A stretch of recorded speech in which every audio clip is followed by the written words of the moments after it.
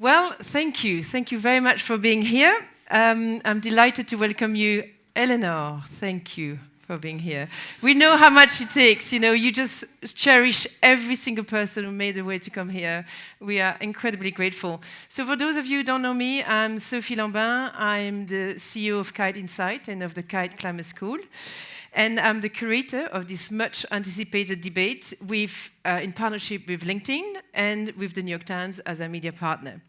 I'll be co-moderating this session with my partner in crime, Stephen Dunbar-Johnson, who is the President International of the New York Times.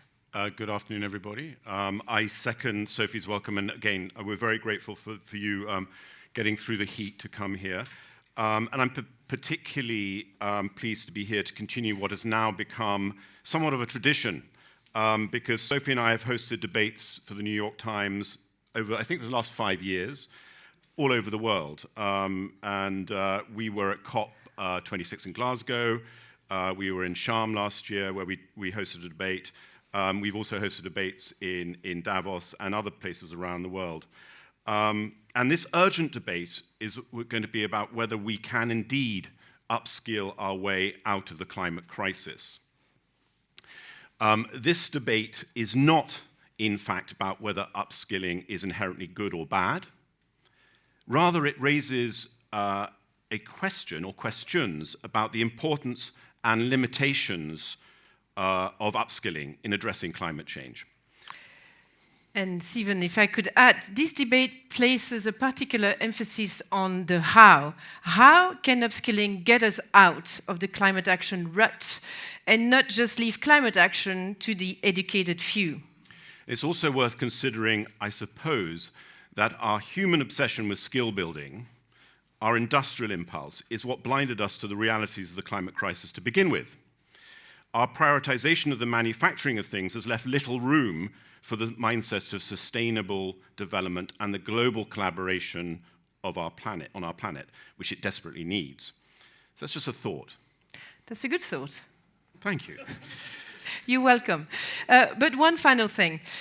You always have the final word. Yes, of course. So, as I was saying, don't you think that upskilling has the potential to unlock the activist in all of us? And if we all had the understanding and tools to turn our job into climate jobs, don't you think that we would create a swell of momentum, the swell of momentum we need to actually transform our industries? Possibly, but you sound, Sophie, like you've already picked a side. Well, you can't really blame me for that, Stephen, considering what I do. But no, I haven't. In fact, we are all likely to have an opinion on this topic. That said, for this debate, I urge you now to leave your own bias behind and to really be in a position of listening to the arguments on both sides and, in fact, judge the debate on the merit of the argument being put forward. That's right. That is a critical point. It's very important you vote for the team you find most compelling, not just the one you agree with, in principle. So please suspend your bias during this debate. So I'm glad we got that. Easier said than done, it seems. But. No, so this is important. Listen up, everyone. These are the House rules. Are you paying attention? Do we have 9 speakers? Nearly 9 speakers for the session. 6 debaters and 4 jury members. Thank you, jury members, for being here. Their names are they not coming up on the slide? They will be. But they will be. The first debaters, listen up, the first debaters from each side of the motion will come up and stand at their respective podiums. The team member for the for team will speak first, followed by the against team. But each round will have people standing at the podium. Then the second speakers, then the third speakers. Each speaker has up to 3 minutes. There is a timer, and I think a bell will go off after 3 minutes. You have a timer here. So I've been told at the back that's going to happen. Oh. Sophie and I will be extremely vigilant with the time, although there will be a bell. Anybody who is unfortunate enough... Or foolish enough. Yes, thanks, Sophie. Or foolish enough to stray beyond 3 minutes will be immediately cut off, probably by Sophie, no matter how compelling they are. The clock, as I said, is at the back. once everyone has presented their arguments, our esteemed jury here in the front, sitting here in the front, will come on stage and speak directly to the debaters, presenting their thoughts on what they heard for up to 2 minutes each. And again, we're going to be quite vigilant on the time, so we will cut off our jury members as well. No bias here. And we will be very carefully watching the clock. Crucially, jury members, you will go against your nature and refrain from actually judging the teams. Instead, you are encouraged to impart some wise, sage words to the debaters and challenge them on what might have been their blind spots. The key point here, it is up to you, audience members, to be the ultimate judges, very importantly.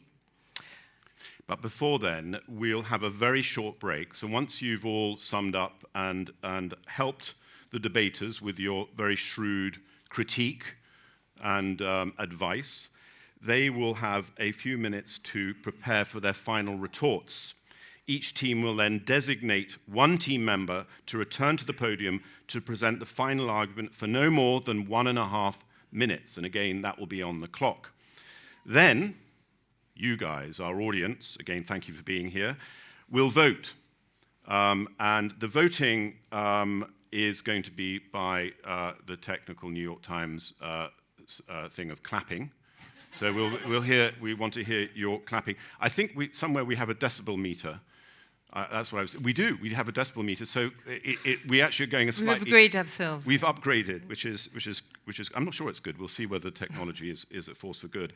That's another debate, Stephen. No. Have I missed anything? Well, I think people, the audience, as you are nearly a full room, though I notice a bias on this side for some reason. You are here to cheer up our debaters, which is very important. Yes. It's you guys who are going to really be the main participants here. So I encourage you have to, when you hear something you think is compelling, even though it might go against your nature, you should say so. Well, maybe not say so, but clap or say, hey, hey, or yay, yay, or whatever they do, blah, blah. But encourage our debaters, be animated, and please do participate and encourage. And should we do a little test before? Wait. Yeah. You're missing something. So our debaters are obviously encouraged to do some theatrics because this is a debate. And also I'd like you to remember that our debaters have been encouraged to push the argument at the extreme of the argument for the sake of the debate. So keep that in mind. They might not believe as much what they say as well, for the sake of winning the debate, of course. Yes, there's a question over there. Yes. Yes, I know the topic is extremely serious and important, but I do love some good theatrics. Please tell me the bell you mentioned is going to be that one? No, it might be that one. It depends on how we go. Depends on how we feel, whether we need more animation. But for those, should we just test the audience? Good idea. Just test the bias. You do that. For those of you that think we can upskill our way out of the climate crisis, please applaud now.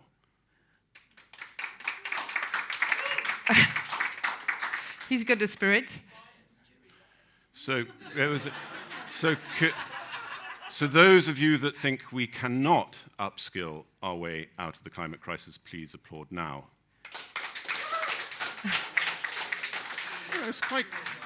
It's quite close. You need to be a bit louder, but let's save it for later. Let's save it for later. And please, as we go along, if there's an argument that you feel is compelling, even though you may not agree with it necessarily, please encourage our debaters. And turn off your mobile, Biza. Yes. So are we set? Yeah, I think we set. So Joel, Rachel, I suppose worst case scenario, you're ready to do 2 rounds? Okay, wonderful. So please join me in welcoming the 4 sides. No, wait. The whole sides, the whole team, the 4 team. Yeah, no, sorry. The theatrics have started. Didn't need too much encouragement on that side. So here for the against team, please applaud. Yeah. Okay. The first debate is going to come up now. Yeah, we can get going. Yeah? Yeah, let's Yeah? do Okay, it. so shall we start? The You're gonna- first pair, no, one on each side. So you both have to stand at the podium. The first debate. It's part of the confrontation. One on each side. And you listen Okay. respectfully. Michael, please, you can come. You have a mic. Yeah, one at a time, then you come. See. Hi. Okay, so can we have the clock for 3 minutes?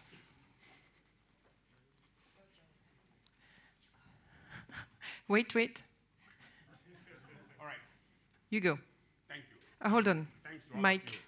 Mike. That's why we need upskilling.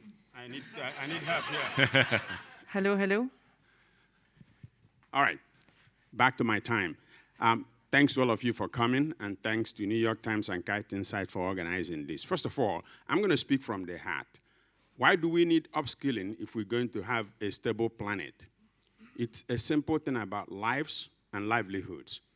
I work for a company, the largest spice manufacturing company in the world is called McCormick, and we source from over 80 different countries. Those countries have one thing in common. They are all in the global south. They are bearing the brunt of climate change.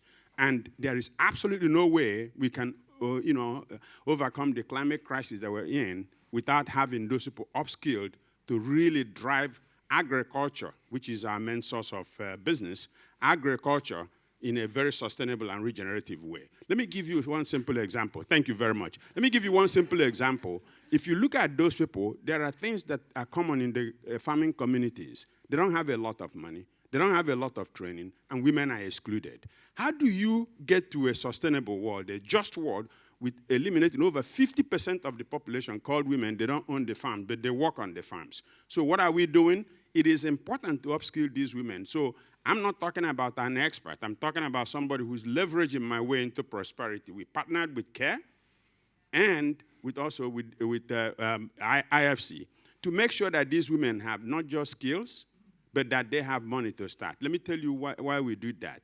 It's called creating an enduring supply chain. Yes, I'm selfish because I want to sell spices for another 134 years. I'll be gone by then. But it is important for my children that we create a very viable community, and these people have to learn how to farm sustainably. If they don't, there is no decarbonization of the planet. So upskilling is the reason I'm here as well. My mom was a farmer. I grew up on a farm in the eastern part of Nigeria. She was a farmer, and when my dad died when I was 4 years old, she raised 4 children on farming because she had some skills. This is somebody without a great education, but was able to acquire some skills and avoided the middleman and sent all of us. I went to an all-boys Catholic boarding school in Port Harcourt. And today, my life would not be where I am today without my mom. So that transformed not just me, my children. I live in the US now. My children are doing well, 4 of them, just like my mom had. Think about it. It's a generation thing. And if you want my children to thrive, we have to create an environment where people are upskilled, like my mom got from illiteracy to upskilling to having kids that are physicians. And, you talk about it, and I'm a CSO. Talk about what it can happen. So what I'm arguing is this. It's very simple. Even though I'm speaking from the heart, I'm also a strategist. And so we have based the entire McCormick strategy on creating a sustainable and resilient community with training for women to own their own farms, not just work on the farms. Thank you very much. Thank you. Stay there. Well done, Michael. Thank you. Okay, we're going to reset the clock. Well done, you're on time. That's excellent. Now, are we ready with the clock? Is it? Wait, don't set the clock yet. Is it on, this mic? That needs upskilling. Yeah, we do. Unfortunately, you got the wrong person to upskill here. Who's smart at this? Here we go. We're ready. Clock. Oh, we're going to give you 10 seconds more. Can you reset it? Good. Okay, Joe. Okay, Joe. All right, here we go. Thank you, Michael, for that. The idea that we can upskill our way out of the climate crisis, it's very compelling. Just like any brass ring solution, if only we could bring down the price of carbon capture, only if we could make polluters pay, if only we could decarbonize aviation, if only we could educate women and girls in the global south. All worthy activities. that are necessary and highly insufficient to meet this moment. This one, in fact, is a bit of a distraction. Yes, this is a all hands on deck moment. We need everyone's good thinking and good work. We need everyone to show up, stand up, speak up, to raise their hand, raise their voice, to raise some hell. But let's be honest, despite memes to the contrary, every job can't be a climate job. They just can't. The whole definition is wanting. Just for example, take the auto worker who last year was installing windshields on a gas-guzzling SUV, and this year is installing windshields on an EV. Is she somehow a green economy worker now? And what about, maybe, so I guess, but what about the bookkeeper, the janitor, the office manager for that EV company? Are they green economy workers? It's a bit of a stretch, to be sure. And if suddenly everyone is considered part of the clean and green economy, then no one is, certainly if we're continuing at this rate of extraction and emissions that we are. It's just a name change and not much more. Beyond that, while upskilling may bring more workers and companies into the clean economy, it won't accomplish much of the work that we're here at COP to do. It won't ensure a just transition for impoverished communities and tribes and others destined to bear the brunt of the climate crisis. Upskilling won't turn linear systems of commerce into circular ones. Upskilling's not going to transform fossil fuels into renewables. Upskilling won't provide the innovations and the market scaling we need to decarbonize aviation, produce green chemistry, or ensure affordable and sustainable food systems the world over. What we need is leadership from the top. CEOs and boards of directors who are reorienting their corporate ships to a different destination, away from the linear models of extraction and exploitation and toward models of circularity and regeneration. We need business strategies, new models of consumption, new systems of commerce that require new kinds of jobs and new ways of working collaboratively, responsibly, and at difference. So we'll just leave it there. Thank you. Wonderful. I don't know if you noticed, Joel, but Michael was taking notes during your yes. Well, thank you for that. A very well done first round. And Marina, you made it. Wonderful. Well done. Well done. Hot off the press. Do you want to take a breath? No, not you. We're going to give you 3 minutes to compose yourself, and then. No, you're the next round, in fact. Yeah. You ready? Okay, so let's welcome as next round of speakers, please, on the far side and the again side. Kate.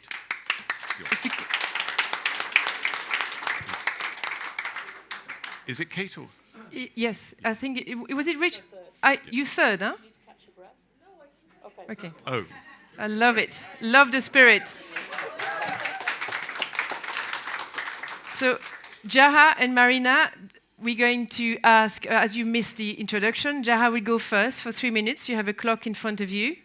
Then when she's finished, she's going to stay there and watch you carefully.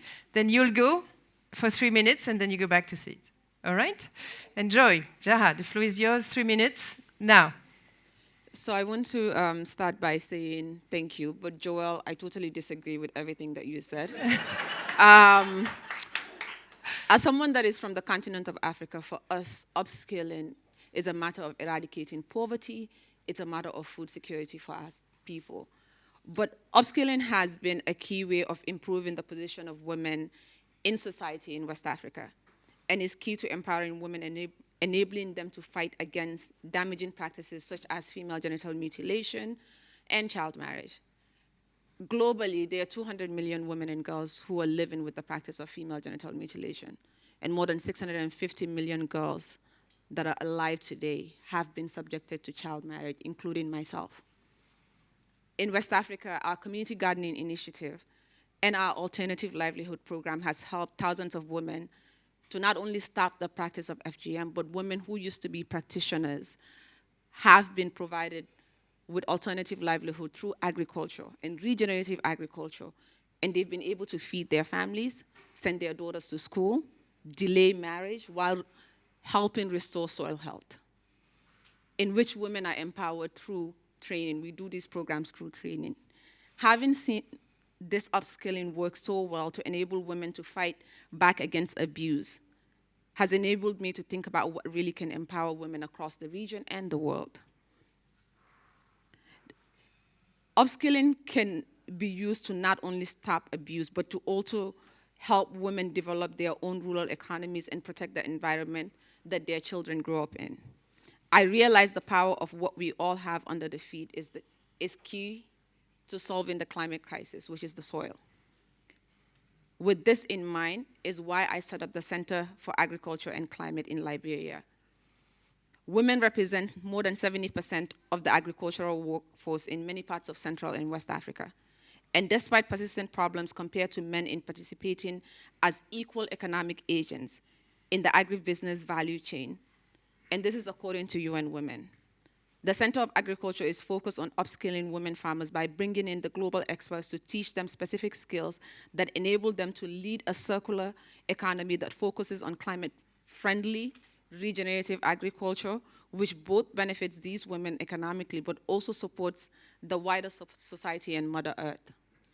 I also realized that upskilling on its own is not enough to change things on the ground, which is why the Center of Agriculture is concentrating on both improving local food processing infrastructure and also regenerative certification and soil carbon credit system that enables local rural economies to use and benefit from the skills that they acquire. Hold on. Can I suggest that if the audience agrees that we can let Jara finish her motion? Fellow Yeah, I mean, you're very strict at the back over there on clock time. No, she had another 9 seconds, so yes, go finish your closing. I guess for me, the point that I'm trying to make is when we think about the climate crisis and upskilling, right? A lot of times we don't think about women and we don't think about issues like female genital mutilation and child marriage. I'm standing in front of you because I've been trained to be able to grow things and use Mother Earth. So my point is, for a continent like Africa, for women who have struggled with violence, upskilling is a way out, and is a way out of the climate crisis, is a way out of violence against women and girls. Thank you. Thank you. Thank you. Woo!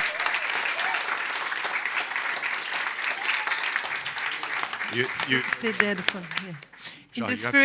In the spirit of equity, if we can make the counter. The clock has been reset. You can't. It's 1 minute. Make it 4 minutes then, so that people don't. We will stop them. 4 minutes, if you can. So can you just? It's very arbitrary. This. I mean, can you put it up to 4 minutes? That's what I've just said. Yeah, I know, but it's not on the clock. It's not on the clock here. I want to put it on the clock so we can see. So you can. Are you going to put it on to 4 minutes on the clock? It's now 2. It's coming. Okay, we're set. You have 4 minutes. The floor is yours. So thank you. I'm Marina Massal, Head of City Diplomacy at C40. I think the only good point of being late is that I don't have the chance to disagree with previous people. And I definitely agree with you, so it's hard to see this against here. Anyway, I'm very happy that we have for the first time the health debating the history of the COPs. As a Brazilian person, we are taking this experience to see how we can deliver a COP30 in Brazil that connects this agenda of centering people. And in the C40, we are trying to get provide the data and technology and science to address climate justice in the cities that we lead, and we are working with more than 100 cities all over the world. And I really like that you started saying about how we can put women in the center and support them, because I think my organization is growing a lot when they can hear a perspective of someone that is a specialist in the climate policy agenda, but also someone that is Black and know the experience of racism in Brazil.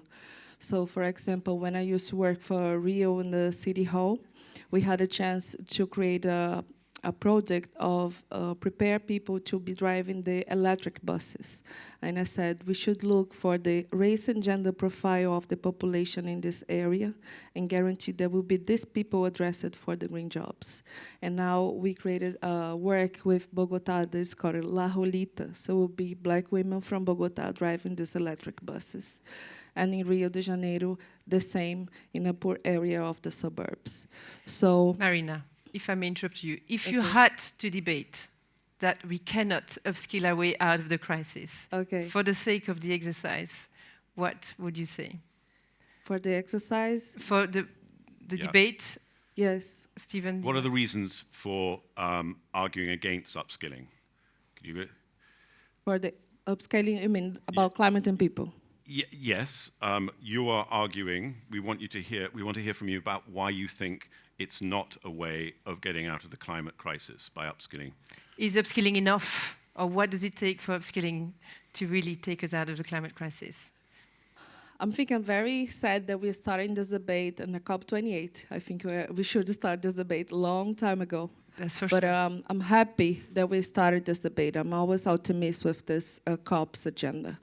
I think, as I was saying, these opportunities of address climate injustice, putting people in the center, now is giving more attention exactly because we had a chance to have people in the debate, health in the debate, faith in this debate of climate agenda, and understand the importance of intersectionality in general.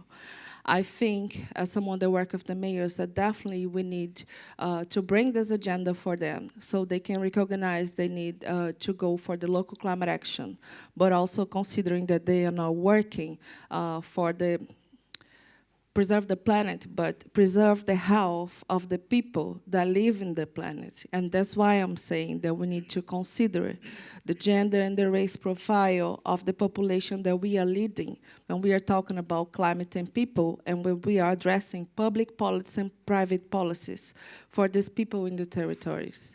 And I think we had time. Yeah, we're at time. Thank you very much. By the way, that was a very good example of respectful listening, so thank you. Yes. Okay. So please, to our debaters, thank you. Sit. Next, Rachel. We're going to have a final round.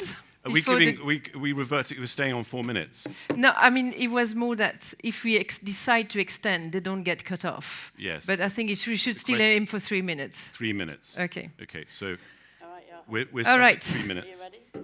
Final round. If we can have the slide for the final round. Oh, that's nice. So So Luisa and Rachel. Let's wait for the end of that one. Yes, are we starting? We are starting, right? Is the clock ticking? Wonderful, ladies and gentlemen. Many points were made in this debate so far. Some points were very good. Some points were points. And we heard some arguments here, why upskilling isn't the way, or what the limits of upskilling could be. One of that point being, we need leadership from the top. Big applause after that. And I ask you, what for? What leadership for? To make policies that cannot be implemented because we don't have the workforce to make those changes?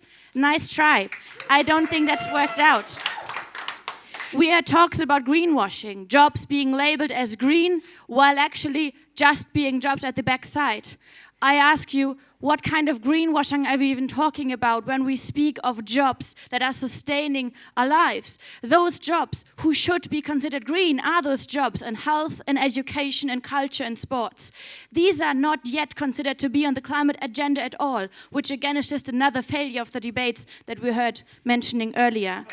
Yet when we talk about upskilling, we not only talk about teaching this coal miner to install wind power plants.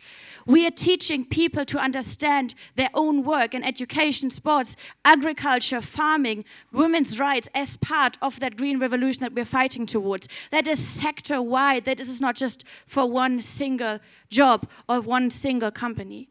We heard limits about justice. We heard people saying, well, what about race? What about women's rights? We heard the limits coming up in terms of the justice part. So how just, how fair will those jobs be? So as a climate activist working together with unions, some of the largest unions on the European continent, I can tell you, because we were upskilled, because we were trained, we have everything it takes to make sure that the upskilling is not only working towards climate justice, but also towards social justice. We are the ones as climate activists who move forward, bringing together workers and activists, environmentalists and experts to make sure that this new workforce that will drive a climate revolution is fair, it's just, it's feminists, it's intersectional, it's working against racism, it's working against the injustices everywhere. And finally, We are hearing the limit saying, well, we can upskill whatever we want, but people out there, they will go for the cars, they will go for the big money, they will do whatever they want. And that's the most important point. When we upskill, we don't only talk about some technical changes, we talk about dignity, because we're reshaping the understanding of what a good job can look like, what a good job of dignity can look like. And I don't think it is respectful to anyone to demand people to choose between working to make a living and working to make a future. That should not be a question on the table. So for this, I thank you very much. And I'm happy to move forward to then upskill our way out of the climate crisis. Thank you so much. Wow, wonderful. Spot on time. It sounded a bit like a rap song. It was just phenomenal. Thank you. We're just going to reset the time to 3 minutes. Waiting for the clock to reset. Rachel? Yeah, I'm just going to take my rose-tinted glasses off so that we can have a proper conversation about how absolutely implausible this idea is. There are 3 fatal reasons why this argument is flat on its back, a little bit like the negotiations. First, look at the limitations of the education system we have today. Look at Europe, look at North America, look at the countries that are supposedly rich. We can't educate our workforce today in a way that is fair and equitable and just. And suddenly we're going to transform that education system so that it is fit for purpose for a green revolution. Second, resources. These countries they can't even find 100 billion from something they promised 10 years ago. And suddenly you expect them to invest in an education system that's going to make them fit for purpose. We can't even find the money to retrain 50,000 coal miners in West Virginia, let alone transform the hundreds of billions of young women across the global south that need a chance for this new world. No, it's not going to happen. Maybe, third, you should put your faith in machine learning and AI. Maybe that's going to be where we're going to get the jobs, because fourth, the jobs that we need are not the jobs that everybody on LinkedIn wants to have in sustainable fashion. No, we have to transform the youth of the global south into taking an oil industry and making it green and making it go away. We need to transform the transport sector. These are dirty, hard jobs in sectors that the woke generation don't really want to go and work in. There's a huge conversation that has to happen that isn't happening at the moment. And before that conversation happens, this proposition absolutely won't work. And so we're going to come out of this COP with a tripling of renewable energy. Where are the jobs there? Those jobs are going to be in the global south. We need the minerals for the tripling of renewable energy. Where's the jobs for that? They're going to have to be in the global south. These are countries that don't have fit-for-purpose education systems, and every time we educate somebody there, then the North will want to bring them up to work in their social services. So even if we do train people, we will bring them to the further North. In fact, what this debate should be about is about moving the green production, the green means of production, to the global south. But then where are the jobs then that will then pay the taxes and pay the resources of a greying population in the north? We have a deeply inequitable world. Unless we fix that, and unless we fix the transition of the dirty industries that have got to become clean, then having a discussion about upskilling lots of young people for green jobs that don't exist because the investment's not flowing is really a waste of our time. Thank you. Woo!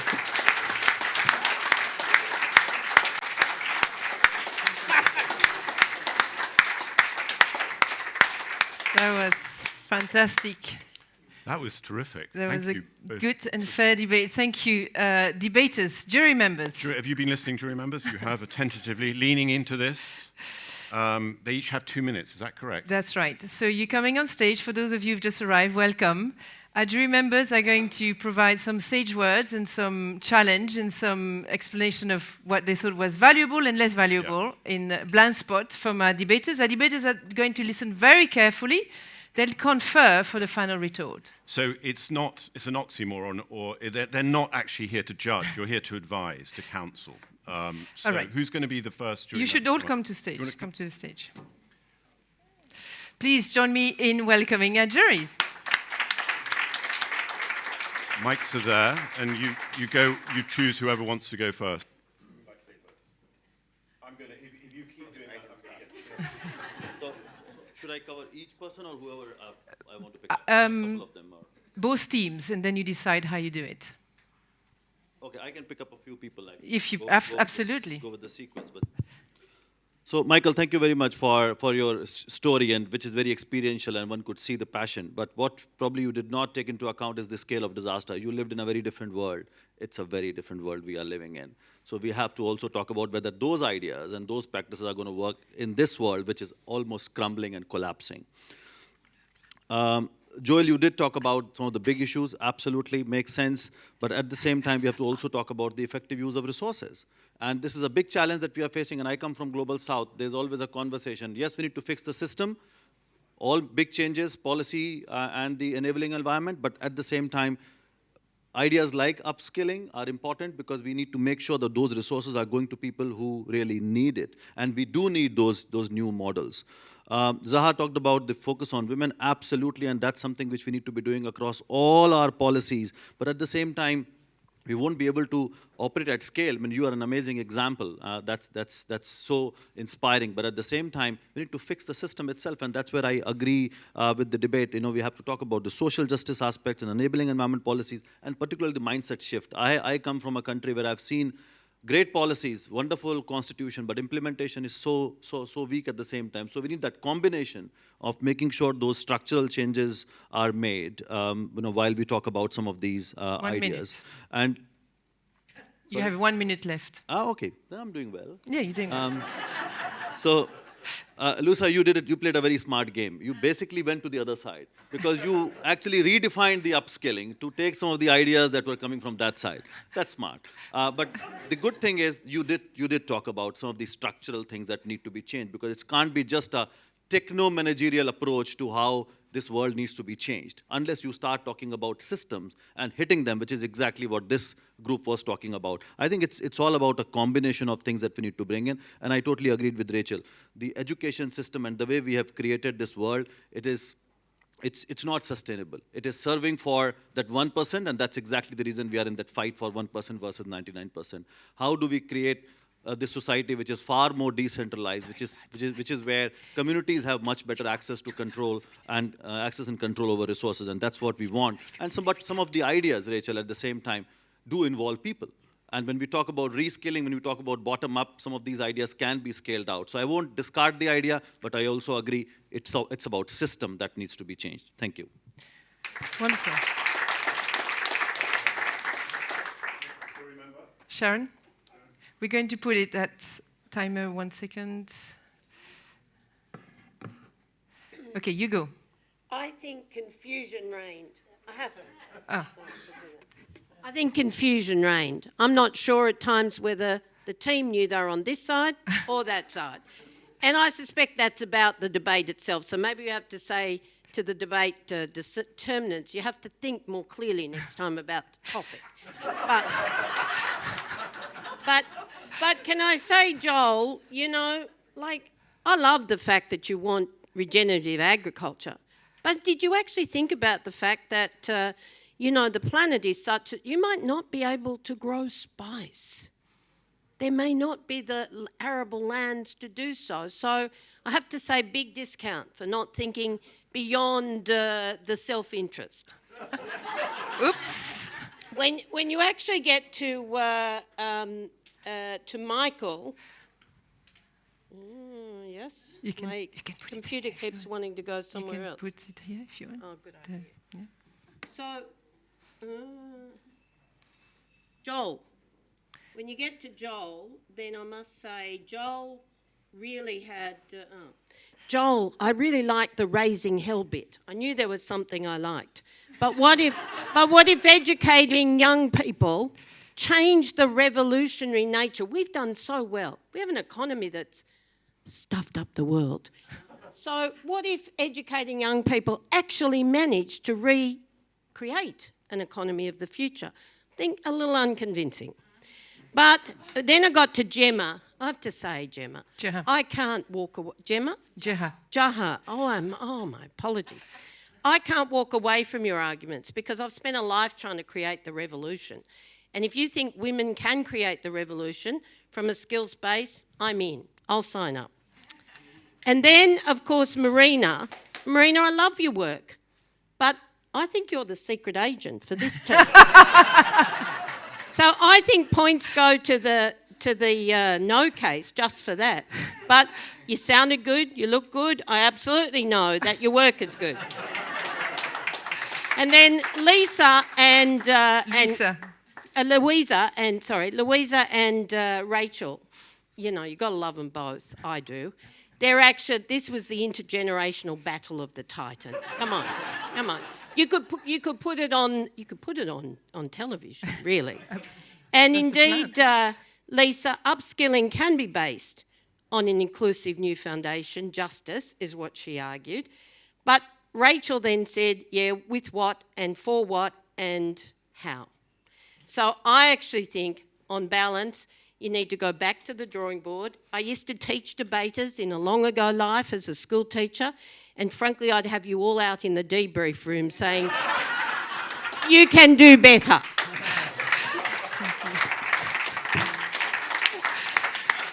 Well, that's in the spirit of the debate. And to question the motion is an old trick, right? No, stay there, Sharon. Okay. Oh, Sharon has to go, so we're going to thank her. Big applause for Sharon. Thank you. That was wonderful. Thanks. Hello. Wow, that's a tough act to follow, the whole thing. So, Michael, I really enjoyed what you said about the need for an enduring supply chain, and yeah, indeed, the selfish approach to that. I think the work with SMEs and small businesses, I think it makes up kind of about 88% of the world's employment. So the focus on that is absolutely key. Marina, I actually used to work at C40. We didn't overlap at the same time. So wonderful to see you up here. Bias. I think the work that you do with mayors is so important, but the challenge of political leaders and the short time frames they have to actually affect change within the electoral cycles they work in, I don't think that gives enough time for the upskilling that we need to see. So that's always been my concern with the work with mayors. And yeah, Yahar, hearing you talk about the important role of women, I mean, so many inspiring women who have led the work on this. My boss, Maria Mendeluce, with We Mean Business, I mean, she's out there singing fighting the fight for the Fossil to Clean campaign, which is our effort to get businesses behind the move for removing fossil fuels from the system. Mayor Aki Soya, who I know is the chair of C40, is doing incredible work. So the upskilling of women, both in Africa but all around the world, into these debates is so important. And Louisa and Rachel, I mean, it was just fantastic. I mean, it was impossible to put a cigarette paper between you. It was just, I don't know what to say. It was too good. Okay, I think I'll leave it there. Thank you, Josh. And last but not least, Ephraim. Well, I think you both did okay.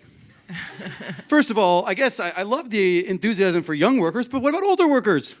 Older workers working in oil and gas right now who could, actually have jobs in those sectors, who've been doing that work for generations, who have genealogical connections to these industries and passion for these industries. What could they be doing right now? I think you do a lot of work to help young people who are already passionate about the climate crisis, but how do you help everybody see themselves as part of the solution? And I just think that you both missed that. We need every worker to care about it.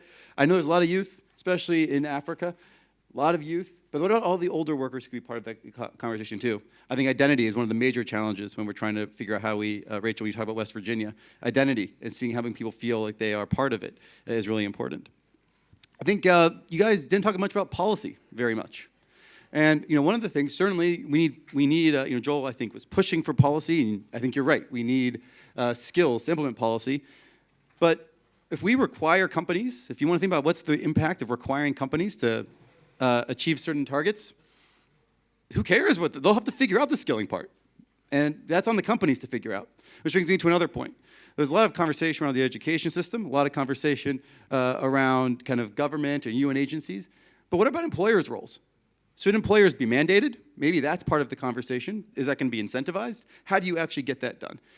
Because I think one thing we see, I work at LinkedIn, so we see this in the data, that one of the things we see is that a lot of the need for skills for companies is not because the companies wanted those skills before the government required them to do something. So if government requires certain type of reporting, we see skills related to reporting become increasingly relevant. So that wasn't because workers knew about it or because companies asked for it. It was because government said you had to do something, and government and business had to figure out how to comply. I also think that 30 seconds. I see it right there. I can read. And I think this other conversation about what happens when there's no money. How do we get through this when there's no resources or money? And I challenge, especially our four group, to kind of think that part through a bit more. All right. Thank you, Ephraim. Well done. So we're now going to have 2 minutes to confer. Each team will confer. You will listen to the food for thought, the rich food for thought that our jury members have given you. You'll huddle, consider, and nominate one of your team members to come up and give the final rebuttal. Okay? So everybody, please stay in your seats. Some of you just try and hang around. 2 minutes, and then it's for you to decide. Okay? And please thank everybody so far for their participation. We'll come back in 2 minutes. These events are another manifestation of the Times' commitment to covering the immense challenges of climate change. Climate-forward conversations are designed to help us all make sense of these very complicated, compounding challenges. We will hear from thinkers and doers and people on the front lines of change. We'll be looking at climate change and inequality, climate change and the food crisis. This is the age of accountability. Those least responsible for climate change are paying the highest price. This is about our lives. This is about our reality. We need to double down on this transition with a sense of urgency like never before. You have to demand. If you don't, nothing's going to change. There's this global climate injustice. Many countries within the global south are not responsible for the rise in the global emissions. Do you accept the scientific consensus that the man-made burning of fossil fuels is rapidly and dangerously warming the planet? I'm not a scientist. What we need to do is move forward with impactful projects. We're going to move on, but that was about as close to an answer as I believe we're going to get. We have to put money where our mouth is. We take action. Time for us to let them pay the bill. We have everything we need to solve this crisis, save political will. I know we will get to a low carbon, no carbon economy. Climate finance is the most important issue at this COP and going forward. Offshore wind is now the cheapest form of energy in the UK. Nobody would have believed that possible 20 years ago. You cannot fight the climate crisis in a fragmented world trading system. We are waiting for the money. We don't want to wait for the money. They have had perhaps the best year in history at a moment that the globe is experiencing energy poverty. What we're dealing with in terms of energy supply, the cost of energy, the answers to all of these things are the same answers that we need to find for the climate crisis. We are going to prevail. The remaining question is whether we will win it in time.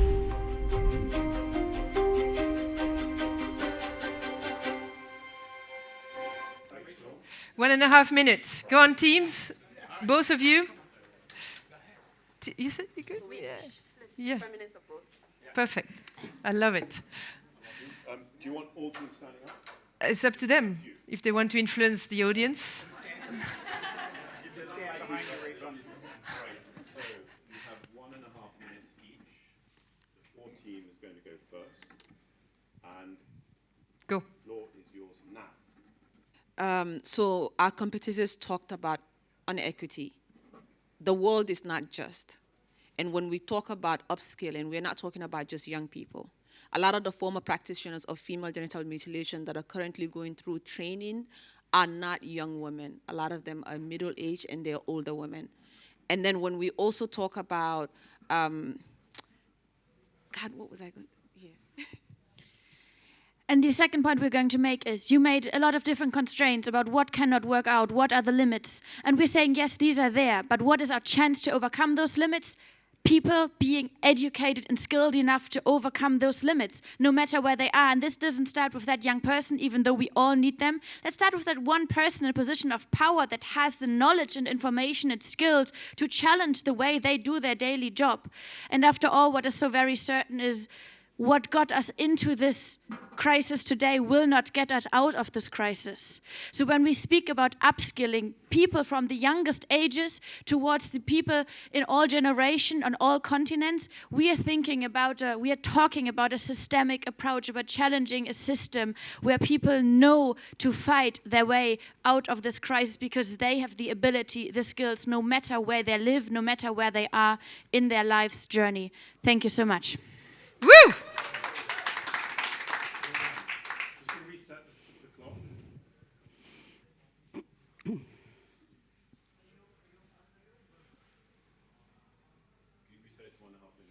Yeah. So we have enormous respect for the passion and integrity you've brought to this debate. But we're talking about the reality of the world in which we're in. The system, education system and training system globally is not fit for purpose. It's not just and it's not green. And to transform it and have that be the engine, it's not going to work. During COVID, billions of people around the world had their educational attainment wiped out and set back. We're even worse off now than we were in Paris. Secondly, we have an old North and a young South, and that unfit-for-purpose system doesn't allow you to reskill the old North and pay for that, nor does it allow you to pay for the skilling up of the young South. So we have a deep inequity within the system globally, and we're not even talking about that. Thirdly, it does require public-private partnership. But the public-private partnership space is less now than it was in Paris. We've got populism rife across the globe, and it's just not likely to happen. My great-grandfather laid down sleepers for railway lines. My grandfather drove a coal-fired train up and down the west coast of Britain. My father then fixed the power lines so that everybody could have power. And I am here arguing that we have to have decentralized, decarbonized energy around the world, but that is increasingly a digitalized job. I think your arguments are nice, but in the real world, ours win. Thank you.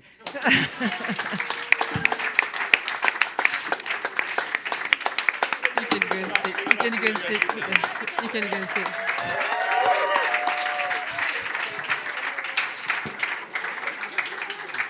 All right. Okay. India, have you got our AI technology? That's very good. Okay, you're gonna. Is it working? Okay. So nice.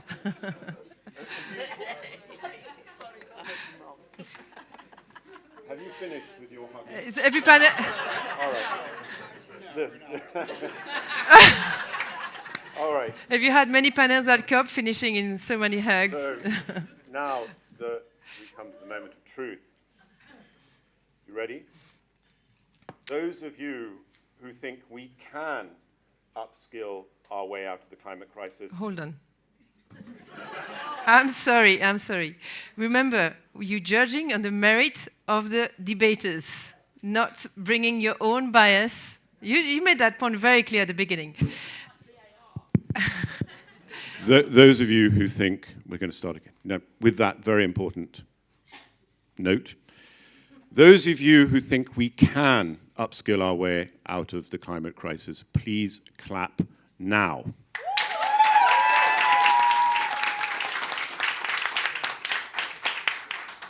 India, you've registered that score on our AI device? 103. For those of you who think we cannot upskill our way out of the crisis, please clap now.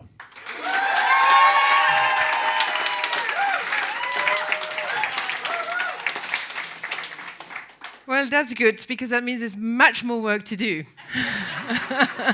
India, what was the score? Actually 101. No. Technology. I think. Do we have to do it again?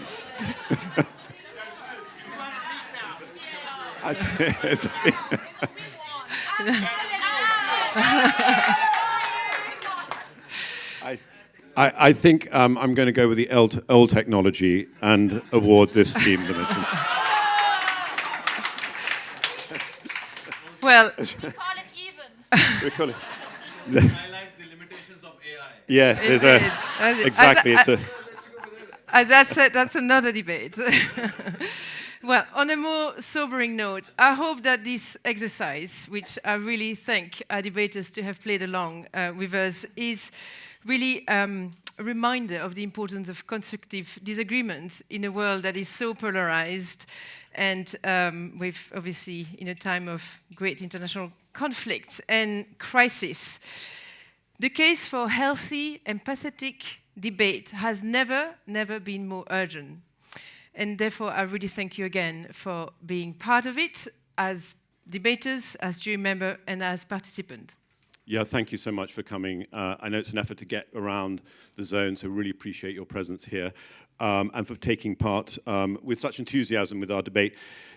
The debates and these kinds of debate epitomize what we stand for at the New York Times. As Sophie said, it's in today's polarized world to have nuanced discussions where often things are grey, and to be attentive and listen to the other side and take into account the other side is a lot of what we try and do at the New York Times, which is why we like to do these things.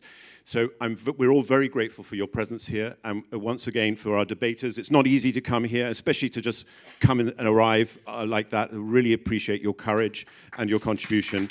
Thank you, and thank you all for being here. Thank you.